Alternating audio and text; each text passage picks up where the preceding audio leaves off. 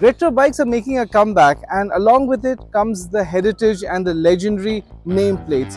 Today we have two icons and we're going to find out how they compare against each other.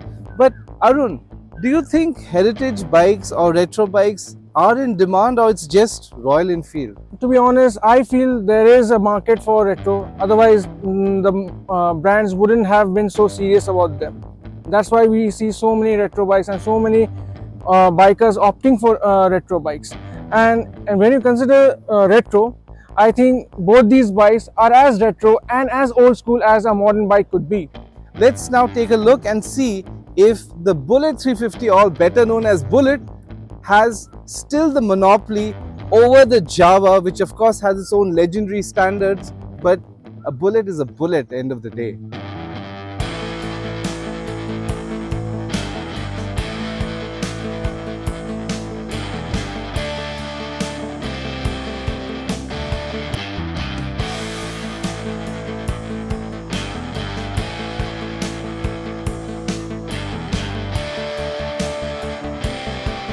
So the Bullet 350 is all about bringing back traditions, and you can quickly take a look at the design itself.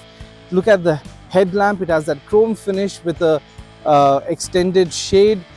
And if you go a little bit further down, the front forks, they have 41 mm with 130 mm travel. The front disc brakes are 300 mm, and you take a look at the rim itself, it is blacked out. This is the top model. It has blacked out parts starting from the wheel rims to the exhaust as well as the engine. Speaking of further traditions, you see the badging itself, it is straight from 1950s. Coming to the rear, if you look at the tail lamps, it is the same as the classic 350. Personally, we would have preferred if it had its own distinguished lights.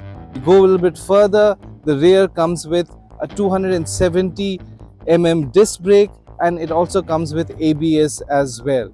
So this is the design of the Bullet 350 in a nutshell.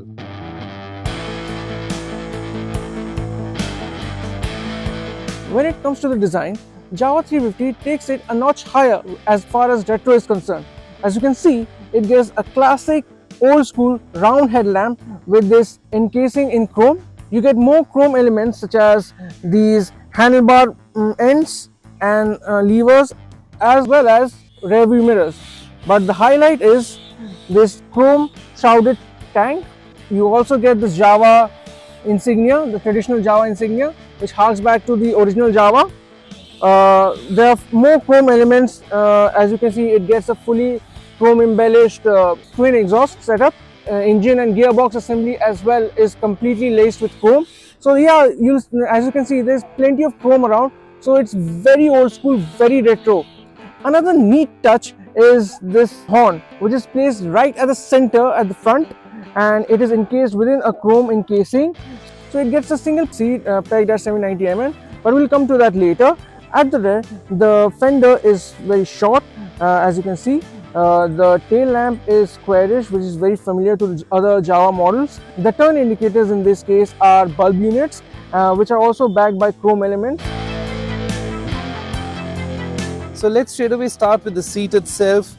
The saddle height is 805, that is the standard height. If you find that a bit tall, you have an option to go for a 785 mm saddle height, but again, that is an optional expenditure. Now the seat itself, it's fairly wide, it is ribbed, it is a one-piece seat and is quite comfortable. It does give you ample cushion and support as well. Now, if you look at the instrument cluster itself, it is pretty much simple. It's got that analog speedometer, and it's got a little multi-information screen. It has a digital fuel gauge, and here's the button to change the settings. So click once, it's odometer, then trip meter 2, and it shows you the time. So this is a very basic setup, but this is exactly what a retro biker wants. So there is one hidden feature here, and that is the USB port. So you can charge your phone here. They have again used the rotary functions right here. I'm not a big fan of this, but apparently people like it. So I'm guessing that's the reason why they are opting for it. I prefer standard switches. but this is what the basic setup of the Bullet 350 is. As far as Jawa is concerned, the seat in itself is well contoured and well profiled. It provides ample amount of cushioning to the butt. However, when compared to the Bullet 350, it doesn't offer as much as real estate. Now when it comes to features, the Jawa 350 is as bare bones as a motorcycle can be in today's day and age. It gets a traditional negative analog dial for the speedometer and fuel gauge, and it gets a small digital insert for the odometer and trip meters. Apart from that, there's basically nothing. Yes, one addition is that the new Jawa 350 gets hazard lights this time, and at the same time there's nothing fancy here, very functional. It is one of the rare occurrences where an Enfield wins a battle as far as features is concerned, because this basically doesn't get any. Hell, it doesn't even get an USB charger in today's day and age. I mean, that's a very big miss in my opinion.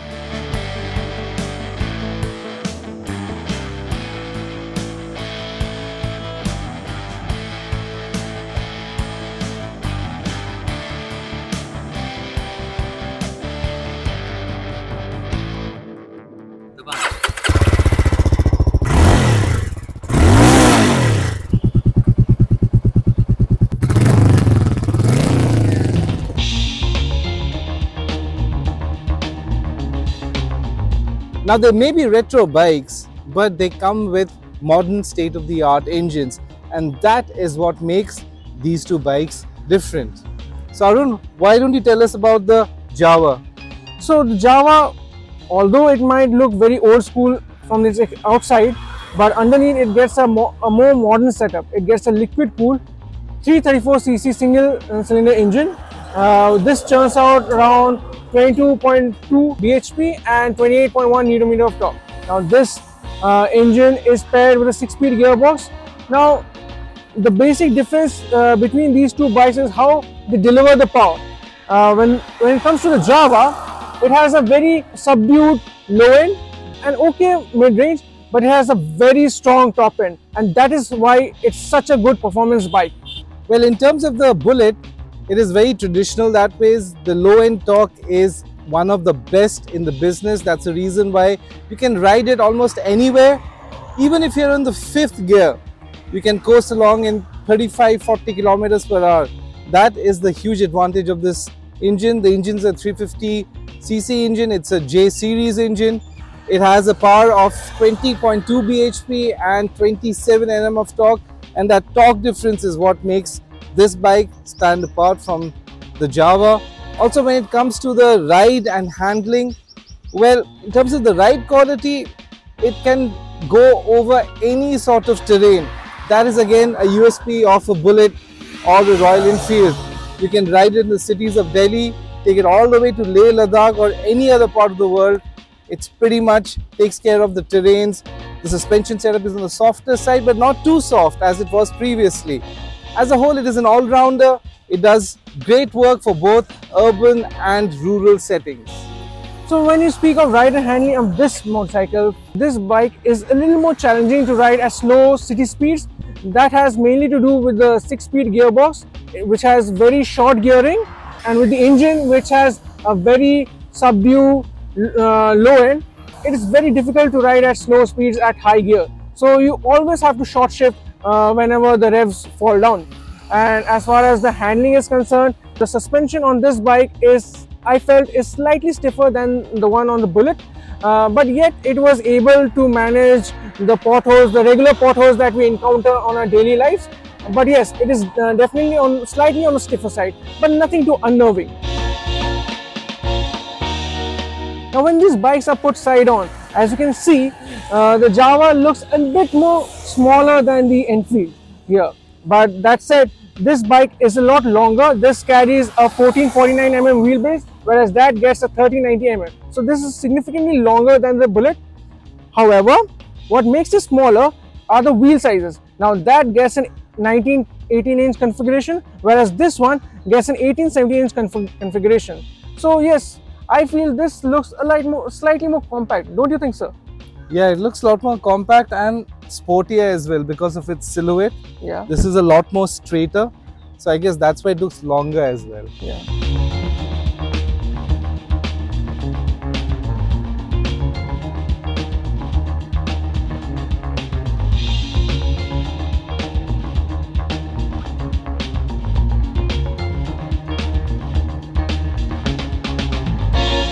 are you confused between these two retro bikes? So well, we feel that the Enfield Bullet is a lot more practical option to consider, and here's why. See, I think the most practical reason is that it has a very usable low-end torque, and what that means is your start, stop traffic, slow traffic, your basic commuting is all taken care of. You don't need to keep changing gears or you need to keep revving any which ways. You're not supposed to rev up, it's not needed.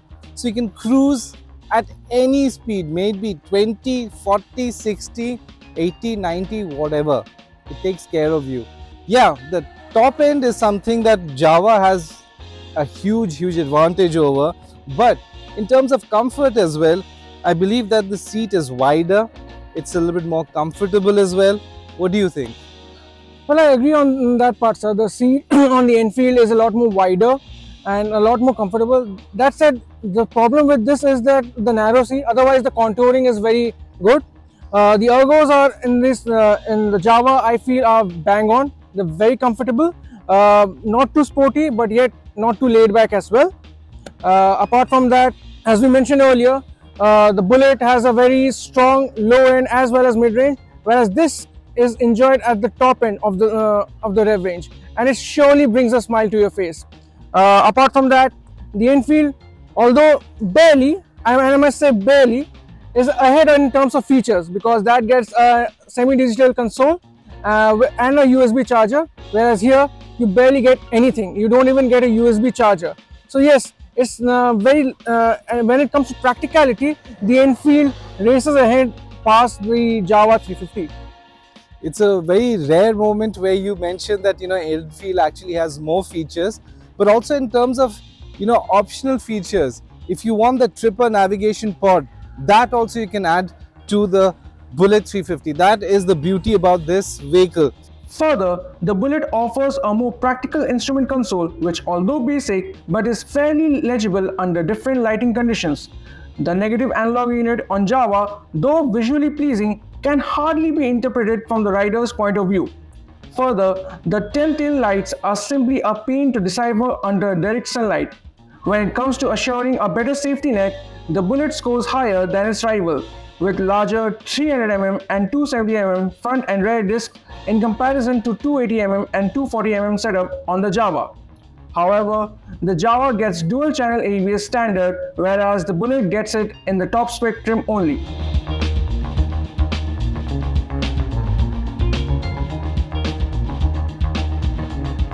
Now this vehicle, the top of the line vehicle, is 2.16 lakh, but it starts at 1.74 lakh. Unlike the Bullet 350, this comes in only one variant and it costs you around 2.15 lakhs. So this is the summary of the two bikes. Keep in mind that Royal Enfield has a huge advantage when it comes to network and service. But do let us know what you think of the retro bike segment. Do you think that it has the presence that is required, or give us your intake on it? And of course, if you like our video, please do subscribe our channel and do follow us.